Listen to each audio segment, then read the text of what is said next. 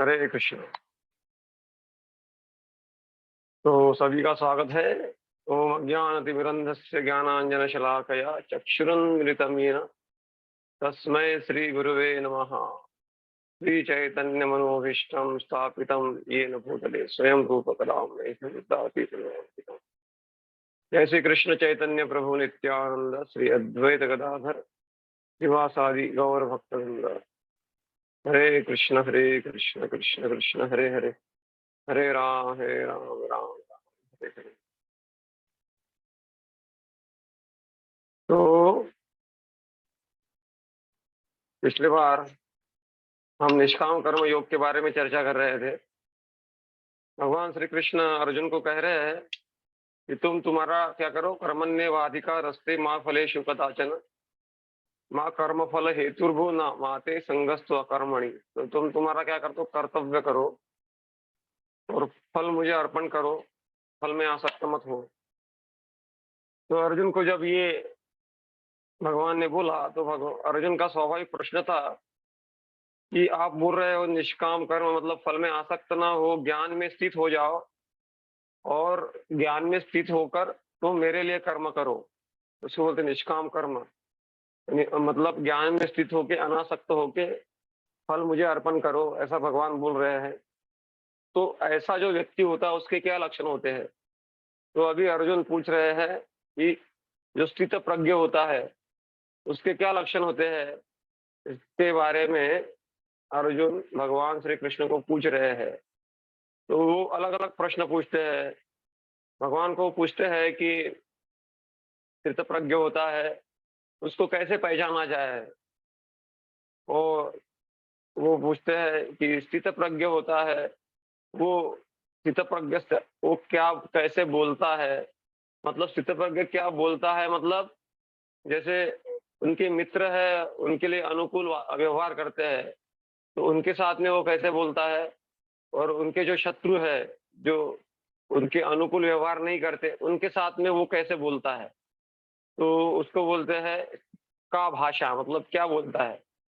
फिर दूसरा तीसरा पॉइंट है, पहला तो ये था कि उसको कैसे पहचाना जाए, दूसरा पॉइंट था कि स्थित प्रज्ञ का भाषा मतलब क्या बोलता है, वो कैसे बोलता है। स्थित प्रज्ञ क्या भाषा समाधिष्ट केशव सीता की कृम प्रभाषित। और दूसरा है कि वो कैसे बैठ किम आसीत व्रजेत किम, तो वो कैसे बैठता है।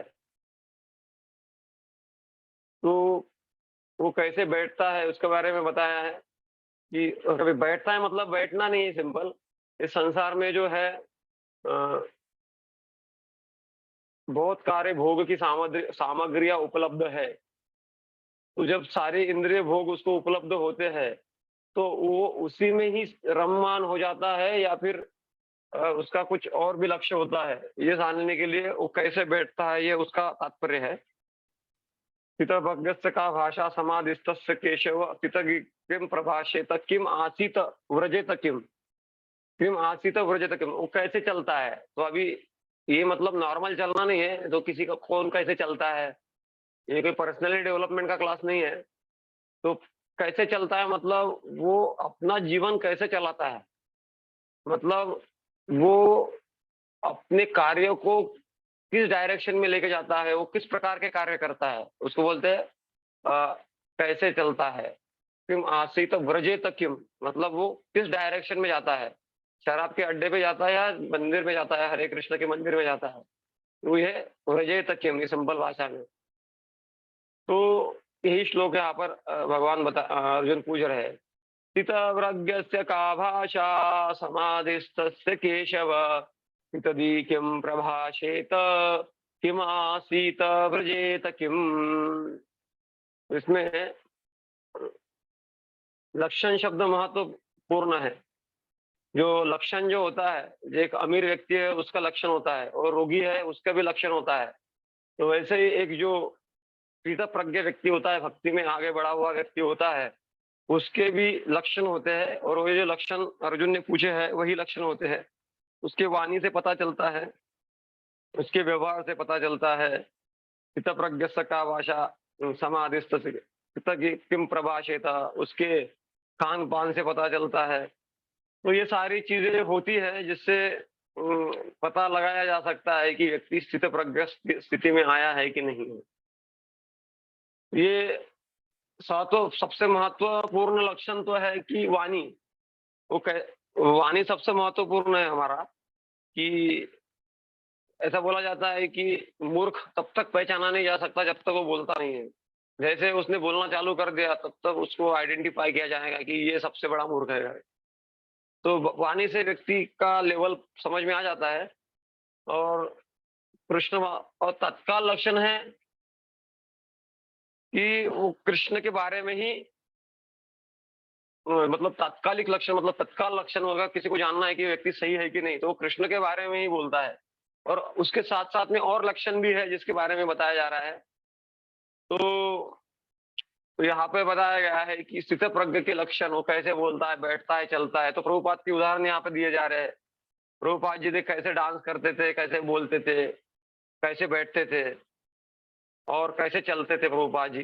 ये उदाहरण दिया जा रहा है प्रभुपाद का। एक्चुअली प्रभुपाद जी ही वास्तव में स्थित प्रज्ञ है। तो स्थित प्रज्ञ के सामान्य लक्षण क्या है? तो भगवान बोल रहे हैं यहाँ पर, श्री भगवान वाच प्रजाहाति यदा कामान सर्वान् पार्थ मनोगतान् आत्मन्नेवात्मनो तुष्ट स्थित प्रज्ञ तदोच्यते। स्थित प्रज्ञ तदोच्यते मतलब प्रजाहाति यदा कामान सर्वान् पार्थान मनोगतान आत्मेव आत्मनो तुष्ट स्थित प्रज्ञ तदोच्यते। मतलब मनोगतान मतलब अपने मन में उठने वाले लहर, प्रजाहाति मतलब छोड़ दिया है, यदा कामान कान मतलब मन से जितने अलग अलग इच्छाएं उठ रही है उसको क्या कर दिया है, वो छोड़ देता है। प्रजाहाति यदा कामान सर्वान पार्थान मनोगतान मतलब मन में उठने वाले अलग अलग इच्छाओं को उसने छोड़ दिया है। और आत्मैव आत्मनो तुष्ट, और आत्म में ही संतुष्ट जो है वो स्थित प्रज्ञ तदोच्यते, उसको बोला जाता है स्थित प्रज्ञ। तो हमारा लक्षण क्या है? हमें मन में आए तो ही हम कार्य करते हैं। यहाँ तक कि भक्ति भी हम मन में आए तो करते हैं। मन में होगा तो जाओगे मंदिर में जाएंगे, मन में होगा तो माला करेंगे। तो हमारा सब कुछ मन से चलता है। संसार भी मन से चलता है, भक्ति भी मन से ही चलता है। मन बोलेगा तो करेंगे, मन बोलेगा तो क्लास अटेंड करेंगे मन। तो लेकिन स्थित प्रज्ञ क्या है? प्रजा हाथी यदा काना सर्वान पार्थान मनोगतान मतलब जो भगवान की ओर बढ़ने के लिए बाधाएं है उसको वो मन से उत्पन्न होती है, उसको वो त्याग देता है। और अनुकूल जो है, जो हमारे भक्ति के लिए अनुकूल है, एक अच्छे जीवन के लिए अनुकूल है, उसको स्वीकार करता है। और आत्मा में संतुष्ट होता है वो। तो आत्मा में संतुष्ट होता है मतलब क्या है? तो उसका मतलब दिया गया यहाँ पर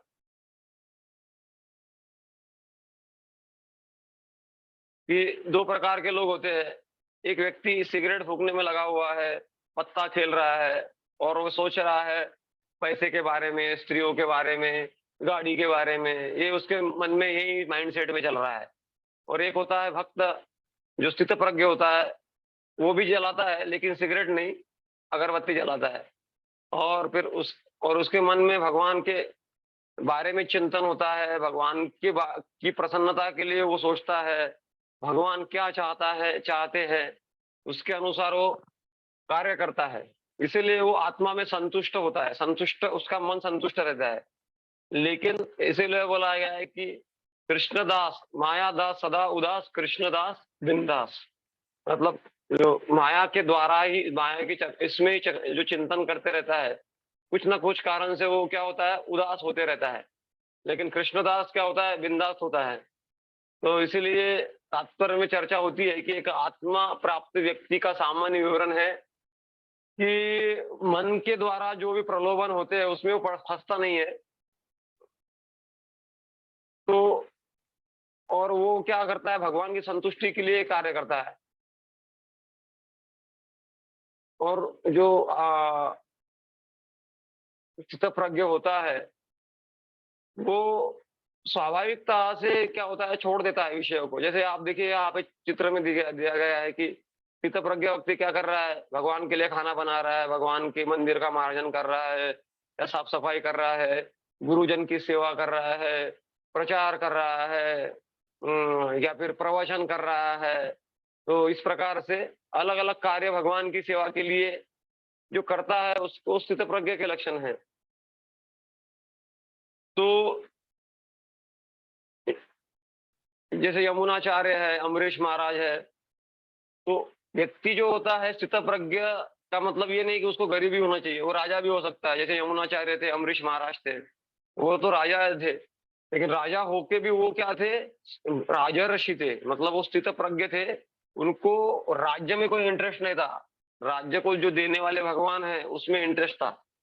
हाँ, उनको भगवान की सेवा में, भगवान का प्रसन्नता में उनको इंटरेस्ट था, इसलिए उनके कार्य भी उनके वैसे हुआ करते थे।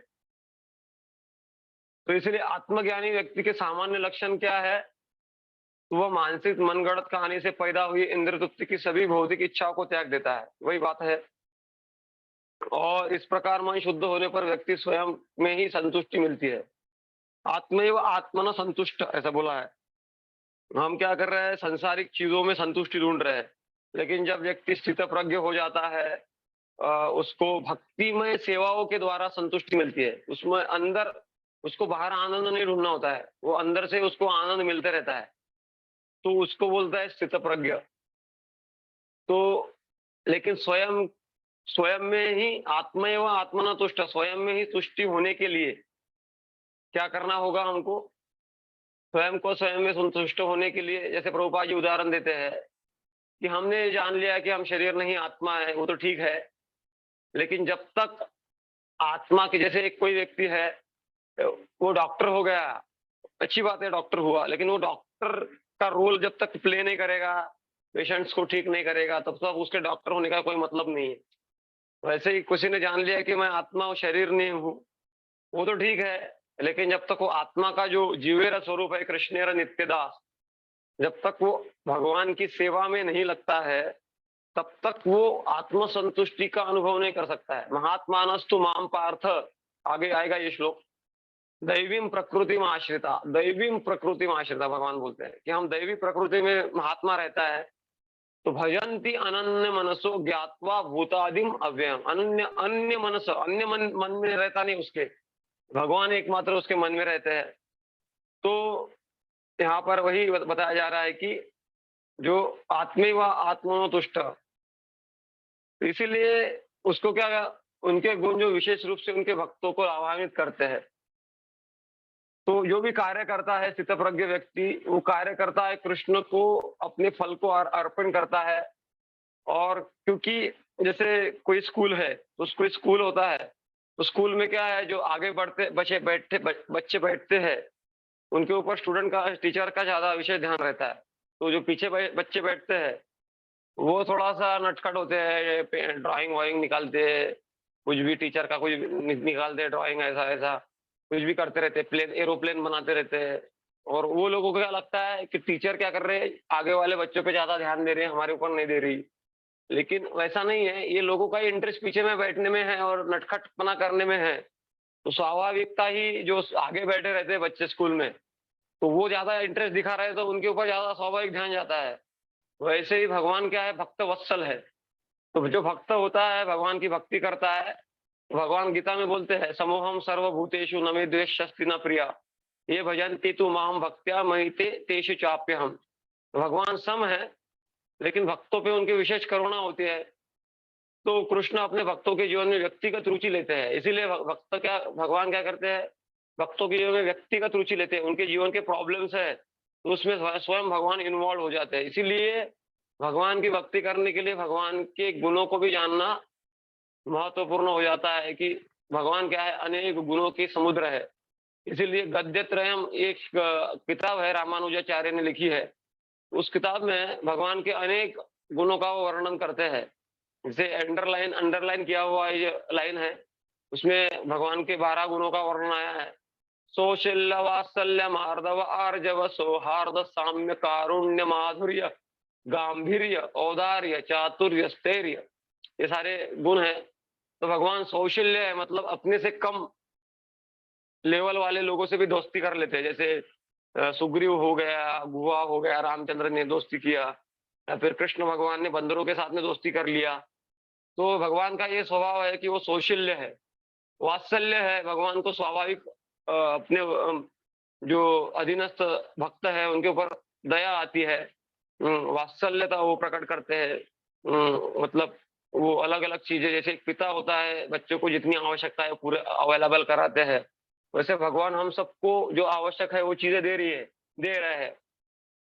मार्दवम मार्दव मतलब वो जो अ, उस जो गुण है उनका, जो कि भगवान के भक्त जो अ, दया से मतलब भगवान भक्ति में लगे रहते हैं, तो उनके प्रति विशेष जो बोलते हैं, विशेष कारुण्य बोलते हैं ना। हाँ, विशेष जो अटेंशन होता है उसको मार्दव बोला जाता है। मतलब विशेष ध्यान देना। तो उसको मार्दव बोलते हैं। आर्जव आर्जव मतलब सरलता। तो भगवान एकदम सरल है। सौहार्द सौहार्द ये मार्दव शब्द का थोड़ा-सा स्मरण नहीं हो रहा है, उसको मैं बाद में बताऊँगा। तो आर्जव मतलब सरलता होती है, सौहार्द सौहार्द मतलब होता है कि वो हृदय से चाहते हैं, जैसे सुहृद सर्वभूतानां गीता में बोलते हैं ना, सुहृद सर्वभूतानां। तो सुहृद मतलब जैसे मैं अपना भाई है अगर कोई किसी शहर में, तो मैं चाहता हूँ कि मेरा भाई पास हो जाए, मेरा भाई का आईएएस में नंबर लग जाए, इसमें लग जाए अगर तैयारी कर रहा है। तो स्वाभाविक दूर रहते हुए भी उसके बारे में मैं अच्छा अच्छा सोच रहा हूँ। तो उसको बोलते हैं सौहार्द। साम्य मतलब वो समानता मतलब भेदभाव नहीं करते। जैसे सुत बहुलाश्व और श्रुतदेव की कथा आती है भागवत में। तो भगवान के 2 भक्त थे, एक तो बहुत अमीर था, एक तो बहुत गरीब गरीब था। लेकिन जब जाने का समय आया तो भगवान दोनों के घर में गए। दोनों ही भक्त थे, अच्छे भक्त थे। तो भगवान ने भेदभाव नहीं किया कि ये तो गरीब भक्त है, ये तो अमीर भक्त है। तो भगवान के दरबार में कोई भेद नहीं होता है। साम्य कारुण्य होता है, करुणा होती है, स्वाभाविकता। ये तो माधुर्य मतलब भगवान का रूप इतना मधुर है कि भीष्म पितामह ने अपना आयुध छोड़ दिए और भगवान के उस रूप को देखने लग गए। मधुरता को, जो चक्र हाथ में रथांग पानी, मतलब रथ का चक्र उठाए हुए है। रथ का जो चक्का उठाकर वो जो दौड़ रहे हैं उसको ध्यान करने लग गए भीष्म पितामह। गांभीर्य है, औदार्य मतलब बहुत ज्यादा कृपा, इसको बोलते हैं औदार्य। चातुर्य है, चतुरता है भगवान में, और स्थैर्य है। मतलब वो विचलित नहीं होते हैं। किसी ने कोई निंदा किया, स्तुति किया, उससे कोई फर्क नहीं पड़ता। और तो ये तो कुछ गुण है, भगवान तो अनंत गुणों के समुद्र है। तो अनंत गुणों के जो समुद्र भगवान है, उन गुणों को आप जब जानते हैं तो स्वाभाविकता भक्ति करने की हमारी इच्छा होती है। जैसे अ अ, सुखदेव गोस्वामी भागवत में कहते हैं, अहो बकीयम सनकालकूटम जिगांसयाप्यायदप्य साध्वी भेदे गतिम दात्री उचितम ततोन्य कम वा दयालु शरणम ब्रजेम। तो उसमें वो बोलते हैं कि ऐसे भगवान कहाँ मिलेंगे जिनको विष देने के विचार से विष पूतना आई थी, और ऐसे विष देने वाली पूतना को भी भगवान ने माँ का स्थान दे दिया। तो कम व दयालु, इससे ज्यादा दयालु कौन हो सकता है? तो इसको छोड़ के मैं और किसी के शरण में क्यों जाऊं, ऐसा उद्धव जी बोलते हैं। तो हमारे गतिविधियां कृष्ण से जोड़ने और हमारे फल कृष्ण को अर्पित करने का लाभ क्या होता है कि शुद्ध भक्ति में व्यक्ति के कार्य की शुरुआत उसकी भक्ति से होती है। निष्काम कर्म योग में व्यक्ति के कार्य आमतौर पर किसी प्रकार के लगाव से शुरू होते हैं। तो ये यहाँ पर कोई पूछेगा ना, निष्काम कर्म योग और भक्ति में क्या अंतर है? तो भक्ति योग में केवल भगवान की प्रसन्नता होती है। निष्काम कर्म योग में क्या होता है कि खुद का लगाव होता है, थोड़ा कुछ करने के लिए इंटरेस्ट होता है, बाद में उस फल को फिर भगवान को अर्पण कर दिया जाता है। तो यहाँ पे भक्ति योग में क्या होता है, शुरुआत में ही भगवान की प्रसन्नता रहती है सेंटर में। और निष्काम कर्म योग में क्या होता है कि हमारा इंटरेस्ट रहता है कुछ करने के लिए, बाद में फिर उसका जो फल आता है हम भगवान को अर्पण कर देते हैं, इसीलिए उसको निष्काम कर्म योग बोला गया है। तो इसीलिए निष्काम कर्म योग से एक स्टेप आगे है भक्ति योग। तो स्वतंत्रता हमारी गतिविधि को भगवान की सेवा से जोड़ने से आती है। तो लोग यहाँ संसार में क्या होता चाहते हैं, स्वतंत्र होना चाहते हैं। लेकिन जब तक हम अपने कार्यों को भगवान से युक्त नहीं करेंगे, कृष्ण भावना भावित कार्य नहीं करेंगे। भक्ति सिद्धांत सरस्वती के उनको गुरु को यही कहा था। और आज भक्ति विनोद ठाकुर का तिरोभाव दिन भी है। तो भक्ति विनोद ठाकुर के जो पुत्र है भक्ति सिद्धांत, उन्होंने यही कहा था कि the only problem is lack of Krishna consciousness. मतलब कृष्ण भावना का अभाव। हम जो कार्य कर रहे हैं, गतिविधियां कर रहे हैं, उसमें कृष्ण भावना का अभाव ही सारे समस्याओं का जड़ है। उस अगर कृष्ण भावना भावित व्यक्ति हो जाता है तो अपने आप ही काफी समस्याएं समाधान हो जाए। तो मोक्ष कर्म बंधन है। तो हम जब निष्काम कर्म करते हैं तो हम कर्म बंधन से मुक्त हो जाते हैं। और उससे अधिक व्यक्ति मुक्त हो जाता है। और सबसे महत्वपूर्ण बात यह है, जब हम कृष्ण भावना भावित कार्य करते हैं तो यद गत्वा न निवर्तन्ते तद्धाम परम, कृष्ण के पास हम चले जाते हैं। तो हर जैसे शंकराचार्य कहते हैं, पुनरपि जननम पुनरपि मरणम पुनरपि जननी जठरे शयनम।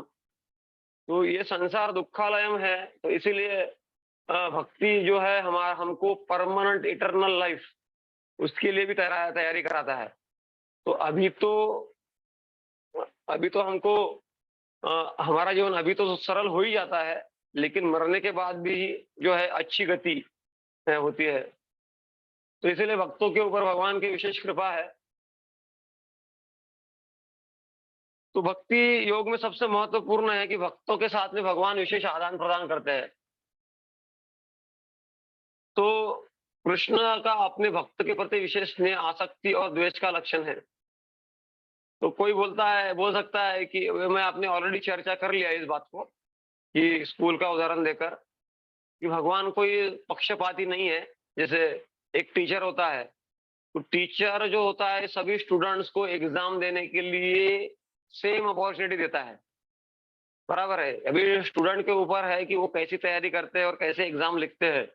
उसके आधार पर वो मार्किंग करता है टीचर, और वो इवेल्युएट करता है और मार्क्स देता है। तो मार्क्स देके कुछ स्टूडेंट्स को वो मेरिट में लाता है और कुछ स्टूडेंट को फेल कर देता है। तो इसका मतलब ये थोड़ी हुआ कि जो टीचर है पक्षपाती है। टीचर ने सारों लोगों को सेम समान अपॉर्चुनिटी मौका दिया था। इसी प्रकार भगवान सभी को समान मौका देते हैं, लेकिन हमारा चॉइस हमारा रहता है कि हमको पास होना है कि फेल हुआ है। Life is preparation, death is examination, ऐसा कहा गया है। तो अपने भक्तों पर उनकी करुणामय दृष्टि रहती है। तो लेकिन भगवान के भक्तों, ये विशेषता है इसमें कि सामान्यतः जो पाप करते हैं उनको पतित माना जाता है। लेकिन जो भक्ति करते हैं और उनसे गलती से कोई पाप हो जाता है, इसका मतलब ये नहीं कि पाप करना है। लेकिन भगवान बोलते हैं एक जगह श्लोक में, अपि चेत्सु दुराचारो भजते माम अनन्य भाग साधुरेव समन्तव्य।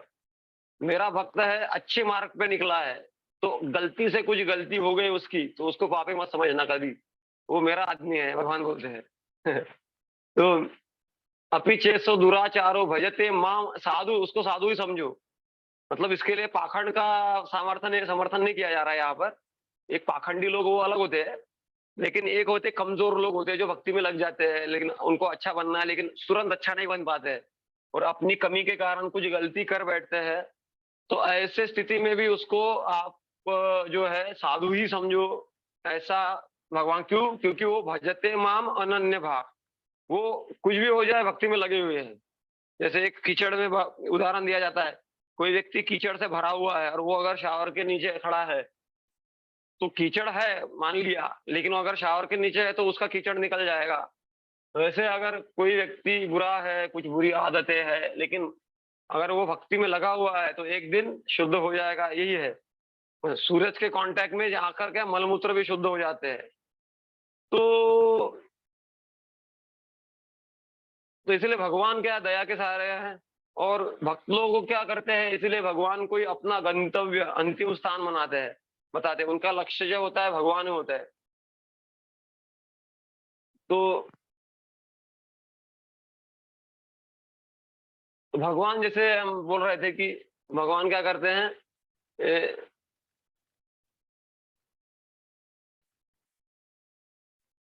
भक्तों के जीवन में पर्सनली इंटरफेयर करते हैं। जैसे गजेंद्र मोक्ष की कथा आती है तो गजेंद्र के मोक्ष के इसमें भगवान स्वयं आ गए।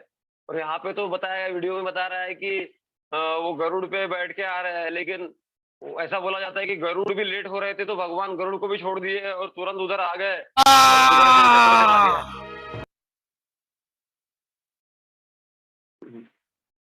तो ये जो है, तो भगवान क्या हमेशा तत्पर रहते हैं अपने परित्राणाय साधुनाम विनाशाय च दुष्कृताम, अपने भक्तों का रक्षण करने के लिए भगवान जो है हमेशा तत्पर रहते हैं।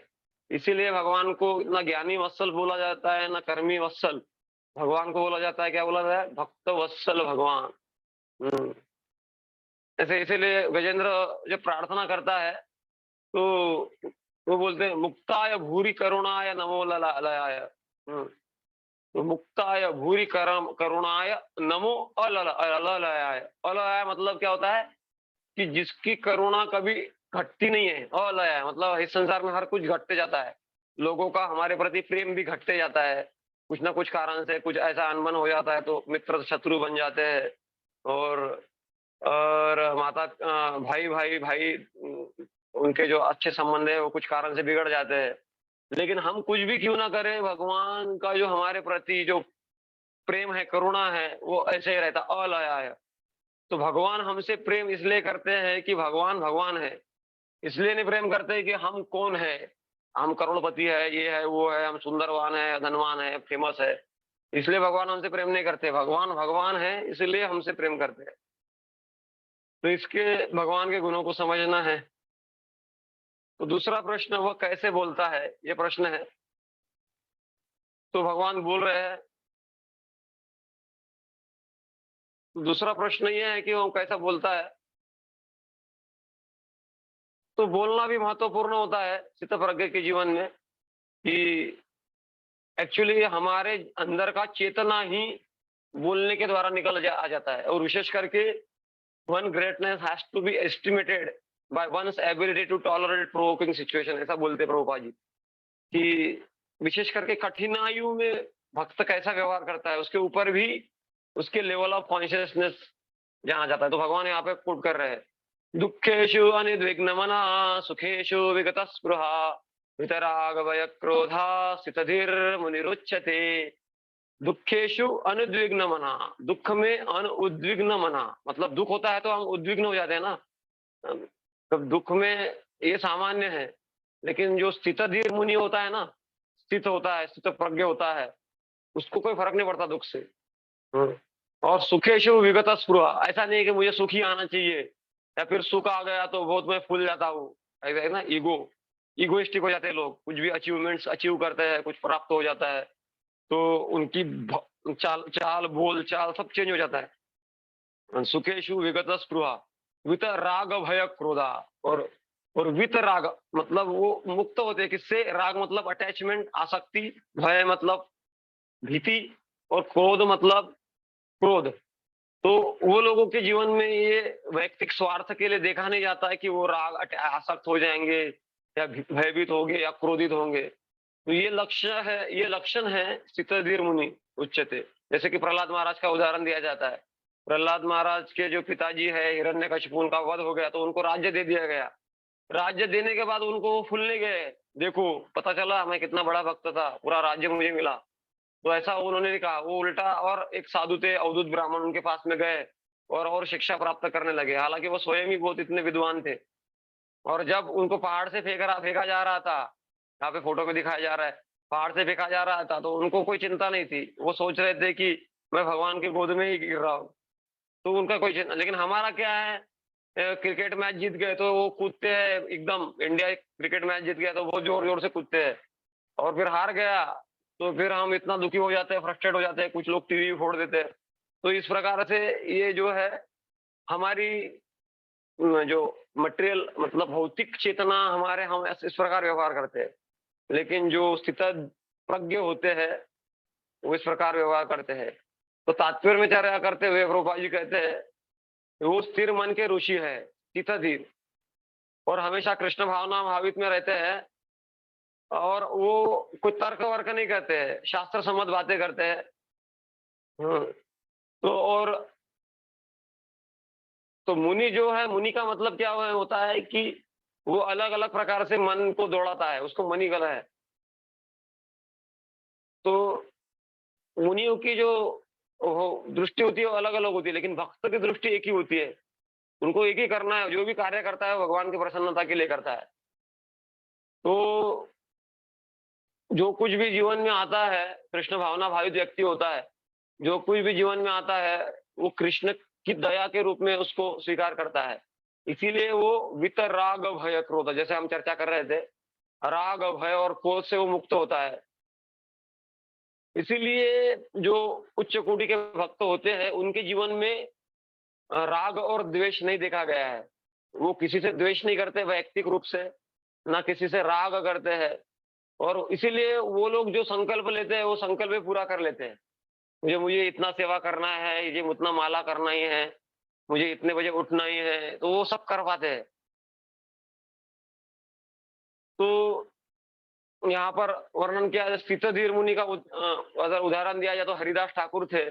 हरिदास ठाकुर जवान थे और उनको प्रलोभित करने के लिए एक बहुत ही सुंदर वेश्या को भेजा गया। उसका लक्ष्य हीरा नाम था और उसको रामचंद्र खान ने भेजा था। उसका पतन कर दो ऐसा सोच के, द्वेष से भरकर।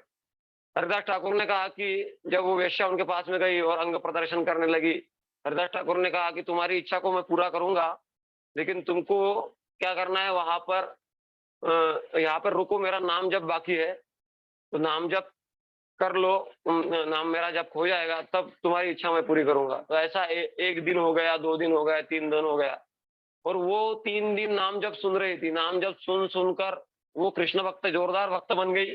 वो भी 2 लाख नाम जपने करने लग गई। तो इस प्रकार से शुद्ध भक्त का ये असर होता है कि वो सो प्रभावित नहीं होता, वो दूसरे लोगों को ही प्रभावित कर देता है। तो इसीलिए भक्तों को कछुआ से भी तुलना की गई है। कछुआ मतलब क्या होता है, जब उसको चलना होता है तो हाथ पैर निकाल लेता है और चलने लगता है। जैसे डेंजर दिखता है तो पूरे हाथ पैर अंदर अंदर ले लेते हैं, अंदर ले लेता है और फिर डेंजर से बच जाता है। वैसे ही कृष्ण भावना भावित भक्त जो होता है, जब भक्तिमय कार्य की बात आता है तो पूरे अपनी इंद्रिय को लगा देता है। ऋषि के न ऋषिकेश सेवनम। लेकिन जब इंद्र तृप्ति की बात आती है, कुछ प्रलोभ होने की बात आती है, तो अपनी इंद्रिय को समेट लेता है और बच जाता है उससे। तो इसलिए कछुए का उदाहरण, और कछुए का विशेष करके, कछुआ मतलब एक जगह रुक नहीं जाता है, वो चलते रहता है आगे आगे। तो कृष्ण भावना में क्या होता है कि जैसे हम बोल रहे थे कि भयभीत नहीं होता भक्त। जैसे ये प्रहलाद महाराज भयभीत नहीं है, हिरण्यकशिपु यहाँ पे मारने की तैयारी में है, लेकिन प्रहलाद महाराज भयभीत नहीं है। हनुमान जी भी तैयार है, उनको कोई डर नहीं लग रहा है। रावण के लंका में एंट्री मार दिया उन्होंने, उनकी पूंछ को भी आग लग गई। तो भक्त जो होते हैं खुद जलने के लिए, भगवान की सेवा के लिए तैयार हो जाते हैं। और क्रोध से, और वो क्या करते हैं, उनकी आसक्ति, जैसे क्रोध जो है, जैसे परीक्षित महाराज को एक ब्राह्मण ने, थोड़ी सी गलती हुई थी उनकी, वो मृत्यु दंड दे दिया, ब्राह्मण ने शाप दे दिया कि मर जाए वो। लेकिन वो प्रभावित नहीं, वो अपने इसमें लग गए, कृष्ण कथा में लग गए। तो इसीलिए भागवत में एक श्लोक आता है, वो परीक्षित महाराज अपने अनुभव को कहते हैं कि कृष्ण कथा में लगने के बाद में क्या होता है। तमोपयातुम प्रतियंतु विप्रा गंगा च देवी धृतमिच्चित्तमीशे द्विजोपसृष्ट कुहक तक्षको वा दशतलम गायत विष्णु गाथा। वो क्या कह रहे, तमोपयातुम प्रतियंतु विप्रा, विप्र ने जो शाप दिया था वो शायद पूरा भी हो जाए। गंगा च देवी द्युतन चित्तम ईशे, मैं गंगा के तट पे बैठा हूँ और चित्त मेरा ईश भगवान में लगा हुआ है, हरि कथा में लगा हुआ है। द्विजोपसृष्ट कुहक तक्षक हुआ, तक्षक आके मुझे डस ले, कोई फर्क नहीं पड़ता है। दशतलम गायत विष्णु गाथा, लेकिन मैं अपने अंतिम श्वास तक कृष्ण के गाथा को सुनूंगा और बोलूंगा, ऐसा वो पूर्व कर रहे परीक्षित महाराज। तो ये होता है जब हम भक्ति, असली भक्ति करते हैं, नकली दिखावे वाली नहीं, असली वाली भक्ति करते हैं, तो ये होता है। तो अभी हमारा मीटिंग 2 मिनट में समाप्त तो होगा और रिकनेक्ट करना पड़ेगा शायद, 5 मिनट का थोड़ा सेशन बाकी है। तो ये भगवान बोल रहे हैं यहाँ पर, यह सर्वत्राणभिस्नेह तत्तत्प्राप्य शुभाशुभम नाभिनंदन्ति न द्वेष्टि तस्य प्रज्ञा प्रतिष्ठिता। तो ना अभिनंदंती न द्वेष्टि, मतलब वो ना अभिनंदन करता है मुझे प्राप्त हो गया, ईगोइस्टिक फुल नहीं जाता है वो। और फिर किसी को, मेरे दोस्त को ज्यादा मिल गया मेरे से, तो वो द्वेष नहीं करता है, फिर उसको तो ज्यादा मिला, मेरे को तो कम मिला। तो इसीलिए जैसे हम चर्चा कर रहे थे उदाहरण का, तो भगवान कोट करते हैं, यदा संहरते चायम रुमंगानि सर्वशः इंद्रियाणि इंद्रियार्थेभ्य तस्य प्रज्ञा प्रतिष्ठिता। तस्य प्रज्ञा प्रतिष्ठिता, उसकी बुद्धि स्थित है, जो कछुए के जैसे कार्य करता है। ये जो कछुआ है, अभी चल रहा था, अभी उसने अपने पैर अंदर ले लिए, अभी ये चल रहा है, थोड़ी देर में अभी पैर अंदर ले लिए। मतलब अनुकूल होता है तो इंद्रियों से कार्य करता है, प्रतिकूल होता है तो इंद्रिय अंदर ले लेता है। अच्छा है। तो यहाँ पर स्थित प्रज्ञ के लक्षण दिए गए हैं, कि वही बात बताई जाए कि जब अच्छा अनुकूल होता है तो अ, वो इंद्रिय को उपयोग करता है, और प्रतिकूल होता है तो इंद्रिय समेट लेता है। तो ठीक है, ये सेशन खत्म हो गया है यहाँ पर, और हमारा शायद लिंक भी, जूम लिंक भी एंड हो जाएगा यहाँ पर। तो बहुत बहुत धन्यवाद। आज हमने समय पे समाप्त कर दिया है। किसी का कोई प्रश्न होगा तो आप प्रश्न व्हाट्सएप के द्वारा पूछ सकते हैं, और कल भी सेशन रहेगा, परसों भी सेशन रहेगा, तो आप लोग कनेक्ट करिए टाइम पे 6 बजे। हरे कृष्णा। हरे ठीक है, हरे कृष्ण प्रभु जी। क्वेश्चन था, ठीक हरे है, कृष्ण। ग्रुप में आज के सेशन से हाँ रिलेटेड एक क्वेश्चन था। हाँ हाँ, व्हाट्सएप के द्वारा कॉल करके पूछिए, अच्छा ठीक है, कॉल करिए, चलेगा ना? क्योंकि आज हमें ये सेशन एंड हो गया है, इसका 40 मिनट का रहता है ना, ठीक हमारा थोड़ा सा बारिश चलना है। ठीक है, ओके, ठीक हरे है, कृष्ण, हरे कृष्ण, हरे हरे कृष्ण।